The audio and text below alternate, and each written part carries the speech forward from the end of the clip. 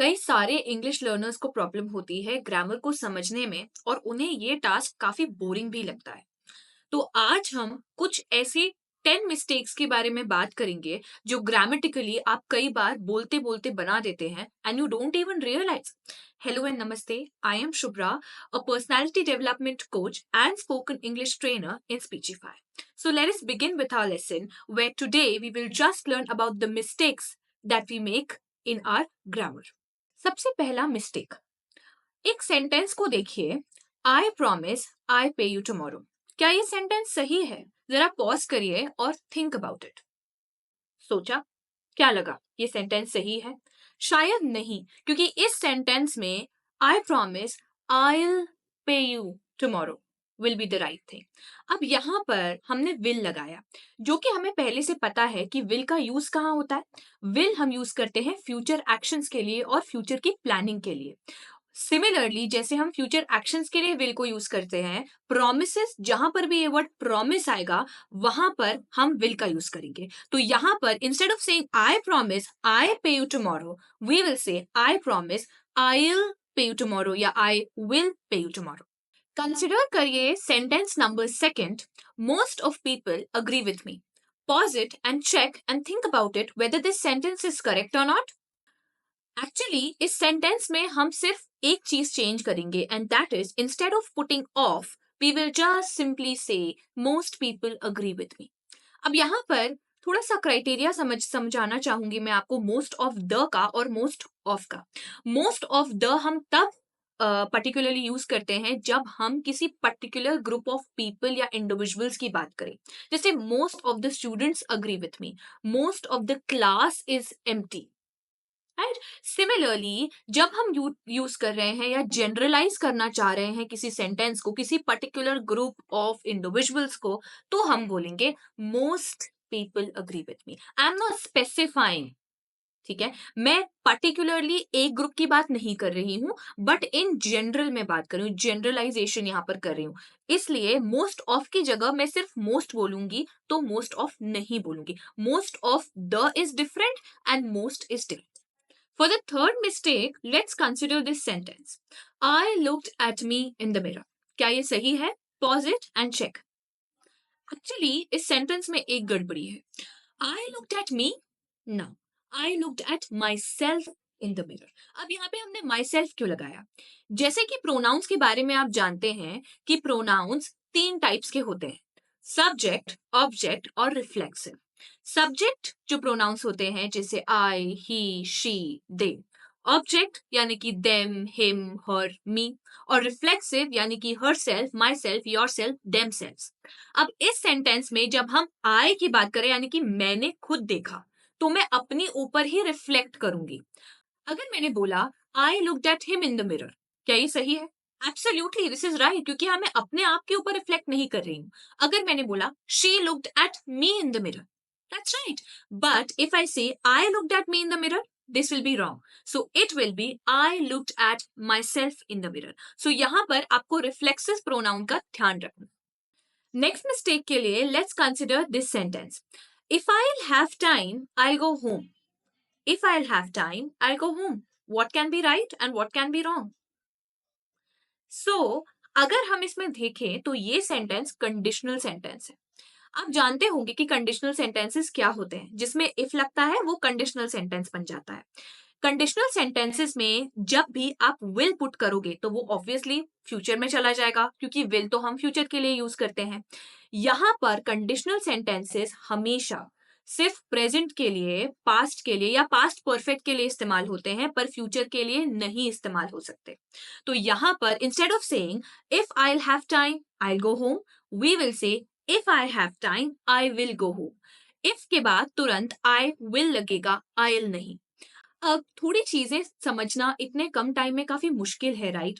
तो क्यों ना आप एक बार स्पीचिफाई के पर्सनलाइज्ड लेसन्स ट्राई करें। तो अगर आप भी एक क्यूरियस इंग्लिश लर्नर हैं and you are looking for personalised lessons with experienced trainers, then this is the right platform. Consider this sentence, he told me that he is tired. Pause it and rectify. Actually देखा जाए तो इस sentence में ये होगा he told me that he was tired. अब यहाँ पे वॉज क्यों आया, इज क्यों नहीं आ सकता? पॉइंट ये है एक रिपोर्टेड स्पीच। जब आप किसी से कोई चीज सुनते हो, फॉर एग्जाम्पल मैंने सुना कि हाँ कल वो गार्डन गया था, गार्डन से वापस आया, उसने खाना बनाया, खाना खाया, फिर वो इतना थक गया था कि उसने बोला कि भाई मैं थका हुआ हूं तो मैं जा रहा हूँ। He told me that he is tired. Actually यहाँ पर ही वॉज टायर्ड आएगा। He told me that he was tired. जब भी आप कोई चीज सुनते हो और फिर उसे रीटेल करते हो तो उसका जो फॉर्म रहता है, जो टेंस रहता है, वो एक टेंस पीछे शिफ्ट हो जाता है। मतलब अगर आपने कोई भी चीज सिंपल प्रेजेंट टेंस में सुनी है तो आप उसको एक टेंस पीछे शिफ्ट कर दोगे and that will become simple past जब आप उसे अपने मुंह से बताओगे। So similarly it will be he told me that he was tired. इसी से मिलती जुलती हमारी नेक्स्ट मिस्टेक है। Consider this sentence, he told me that he was Chinese. क्या गलत है कुछ? नहीं, ये तो सही है ना, क्योंकि हमने पहले ही डिसाइड कर लिया कि हमें एक टेंस पीछे शिफ्ट होना है। अगर सिंपल पास्ट होगा तो पास्ट परफेक्ट, और अगर सिंपल प्रेजेंट होगा तो सिंपल पास्ट। तो फिर ये गलत कैसे? एक्चुअली उसने बोला दैट वो चाइनीज है, तो क्या वो अभी भी चाइना से बिलोंग करता है? Of course yes.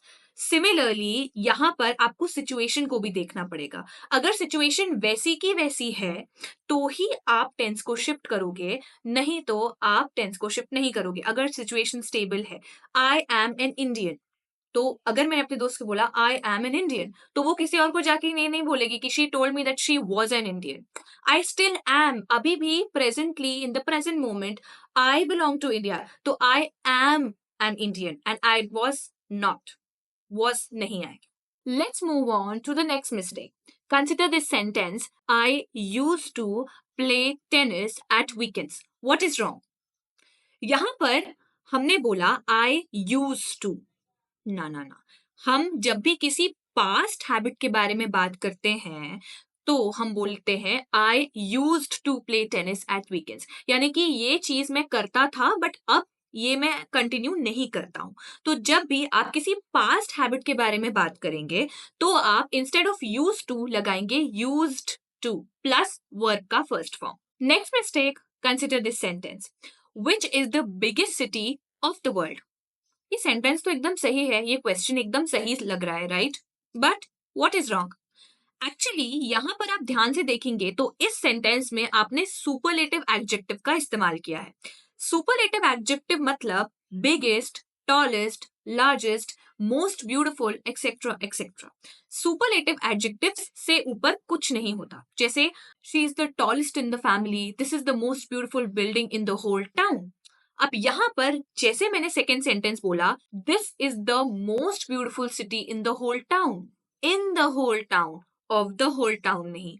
सिमिलरली इस सेंटेंस में भी हमें यहाँ पर प्रेपोजिशंस का इस्तेमाल करना है। प्रेपोजिशंस को ध्यान में रखते हुए instead of putting of we have to put in. So the sentence will be which is the biggest city in the whole world instead of the whole world. Next mistake बहुत common mistake है। Consider this sentence, we go there every Saturday.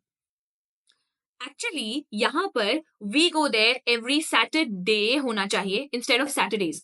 जब आप every के साथ हमेशा singular noun आएगा। Similarly जब आप ऑल लगाते हैं तो ऑल के साथ प्लूरल नाउन आता है। Keep this in mind. Last mistake, consider this sentence, I have good knowledge of German. I have good knowledge of German, I have contraction form ना। जब भी आप किसी सिंगुलर नाउन की बात करते हैं और नॉलेज यहाँ पर सिंगुलर नाउन का काम कर रहा है, इसलिए positive sentence plus singular noun के साथ आप आई हैव यूज नहीं करेंगे। Other than this there is one more mistake in this sentence. जब भी सिंगुलर नाउन की बात होती है या काउंटेबल नाउन की बात होती है, नॉलेज एक काउंटेबल नाउन है, ठीक है? तो काउंटेबल नाउन में आप हमेशा एक आर्टिकल का इस्तेमाल करते हैं। So the correct sentence would be I have a good knowledge of German. अब मैं आपको एक छोटा सा सेंटेंस दे रही हूं और आप मुझे बताएंगे इन द कमेंट सेक्शन कि ये सेंटेंस सही है या गलत है, और अगर सही है तो क्यों है, गलत है तो इसका करेक्ट फॉर्म क्या होगा। The sentence is the teachers decision is final. We have come till the last of the video and right now it's time for homework. तो मैं आपके सामने एक सेंटेंस ड्रॉप कर रही हूँ and you need to tell me whether this sentence is correct or not. If it is correct then why it is correct. If it is not correct what can be the correct form of this sentence. So the sentence is Luisa want a new pair of shoes. अगर आपको इसका answer पता है या ना भी पता है, just drop it in the comment section. Make sure to hit that like button, hit the subscribe button, and I will see you guys in the next video. तब तक के लिए bye bye.